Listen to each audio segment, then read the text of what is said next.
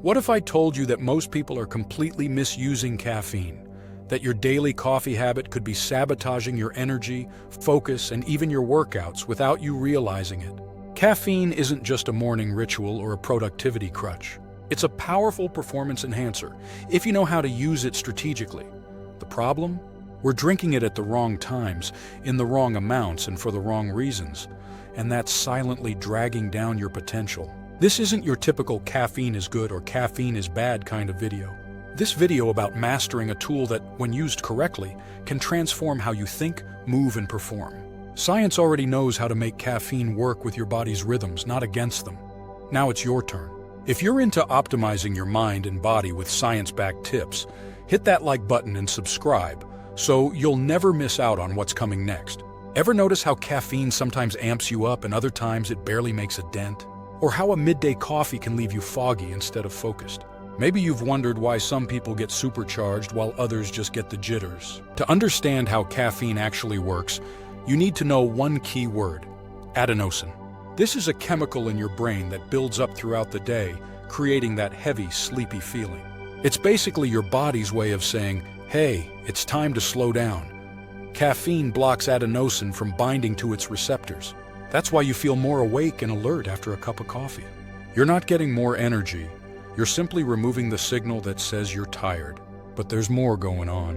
When caffeine blocks adenosine, your brain also releases more dopamine, the motivation and reward chemical. This explains the improved mood, sharper focus, and even the feeling of motivation you get after drinking caffeine. You feel like tackling tasks head-on, not because you suddenly gained superpowers, but because your brain is literally firing in a more focused, driven state. And it's not instant. Caffeine takes about 20 to 45 minutes to kick in fully, and its half-life, the time it takes for half the caffeine to leave your system, is around 5 to 6 hours. That means if you have a coffee at 4 p.m., half of that caffeine is still in your body at 9 or 10 p.m. This is why your sleep can suffer even if you fall asleep quickly. Timing is everything. If you drink caffeine too early, within the first hour of waking, you're layering it over your natural cortisol peak, your body's built-in energy surge. Instead of boosting you, it may cause you to crash harder a few hours later. There's also tolerance. The more caffeine you consume, the more adenosine receptors your brain creates. That means you need more caffeine just to feel the same alertness. It's like turning up the volume because your ears adapted. And here's something few people consider. Caffeine's effects vary depending on your genetics, metabolism, and sleep habits. Knowing this allows you to fine-tune how and when you use it for maximum results, not just more buzz. Once you understand the biology, caffeine becomes more than a habit. It becomes a lever you can pull with intention. The biggest mistake people make with caffeine isn't how much they drink, it's when they drink it. Timing your caffeine right can unlock a level of focus and energy most people never tap into. And it starts with a surprising tip. Wait at least 90 minutes after waking up before your first dose. Why?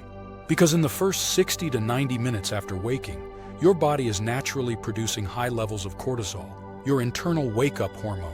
If you slam caffeine during this window, you're basically overriding your body's own rhythm, and that leads to an earlier crash later in the day. By delaying caffeine, you let your cortisol peak do its job. Then, when it begins to drop off mid-morning, caffeine comes in like a second wind, amplifying focus, reducing fatigue, and extending your productivity curve into the afternoon.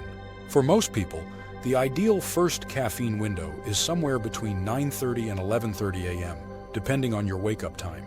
This aligns with your natural circadian dip and gives your brain a clean handoff from cortisol to caffeine. If this has been eye-opening so far, drop a like to let me know and subscribe for more. Now let's talk about the afternoon, that dip in energy after lunch. Perfect time for your second strategic hit of caffeine. But and this is critical, it should be no later than 2 p.m. for most people. Push it further and you risk interfering with your sleep architecture, especially your deep and REM sleep. Instead of a second full cup of coffee, many people benefit from a smaller, targeted dose like green tea or a half cup of black coffee. Enough to sharpen your edge, but not so much that you're jittery or wired at night. Another powerful tip: use caffeine proactively, not reactively. Don't wait until you're tired. Take it right before high-demand tasks. Presentations, workouts, deep work sessions. These are the moments where caffeine can boost your performance, not just save it. Lastly, understand your chronotype, whether you're a morning person or a night owl. This can influence the best caffeine windows for you. Night owls may benefit from slightly later timing, while early risers peak earlier in the day. If you align caffeine with your natural energy cycles, it becomes a tool of precision, not a crutch. The right caffeine dose isn't one size fits all. In fact, it can make or break your performance. Too little and you barely feel it. Too much and you're jittery, anxious, or crashing hours later. So how much is just right? A good rule of thumb is 1 to 3 milligrams of caffeine per kilogram of body weight. For a 70 kilograms, about 155 pounds person, that's between 70 to 210 milligrams, roughly the range of a small to large cup of coffee.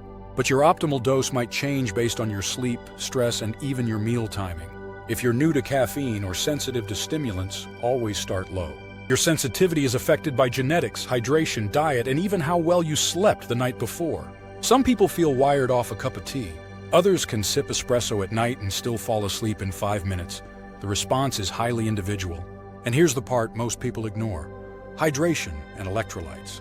Caffeine is a mild diuretic, which means it can increase fluid loss. If you're dehydrated or low on electrolytes, the same amount of caffeine will feel more intense because your nervous system is already under stress. Always pair your caffeine with water and consider adding a pinch of salt or an electrolyte tablet, especially during high-output workdays or workouts. The form of caffeine also makes a big difference. Coffee, tea, energy drinks, caffeine pills, they all absorb differently. Liquid caffeine, like coffee or pre-workout drinks, tends to hit faster. Time-release capsules provide a slower, more even effect. Green tea has L-theanine, which helps smooth the stimulation and reduce anxiety for many people. Also, stacking caffeine with the right compounds can enhance its benefits. For example, L-theanine promotes calm focus and pairs perfectly with caffeine for high-focus tasks. But combining caffeine with sugar can cause a spike and crash cycle that messes with your energy and mood. So start tracking. Journal how different doses and delivery methods affect your energy, focus, and sleep. Your best caffeine strategy might be one strong hit in the morning and a microdose later, or something entirely different. Precision is power. Get the dose right, and caffeine becomes a custom-fit tool for peak performance. Caffeine doesn't just sharpen your mind, it can also supercharge your body. Used properly, it's one of the most effective legal performance enhancers for physical activity. Studies show that caffeine can improve strength, endurance, reaction time, and perceived exertion, meaning you feel less tired even when pushing hard. The key is timing. For workouts, caffeine works best when taken 30 to 60 minutes before training. That's when blood levels peak and its effects on the nervous system are fully activated. Whether you're lifting weights, running, cycling, or doing high-intensity training, caffeine gives you that extra edge by increasing alertness and delaying fatigue. Dosage matters here too. For most people, 3 to 6 milligrams per kilogram of body weight is the sweet spot for performance gains. That's about 200 to 400 milligrams for someone around 150 pounds.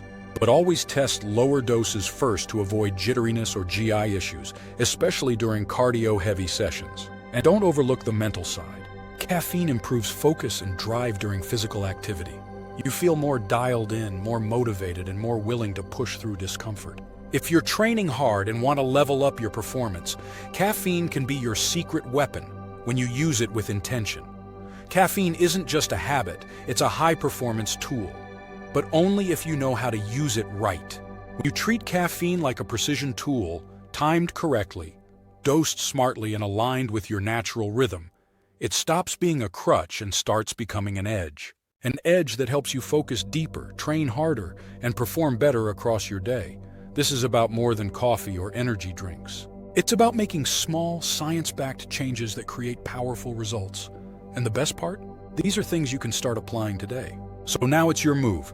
Try pushing your first caffeine dose back an hour. Adjust your afternoon intake. Track what works. When you start experimenting with intention, the benefits will speak for themselves. If you found this valuable, hit that like button. Share it with someone who needs this, and don't forget to subscribe for more science-based strategies to help you win the day.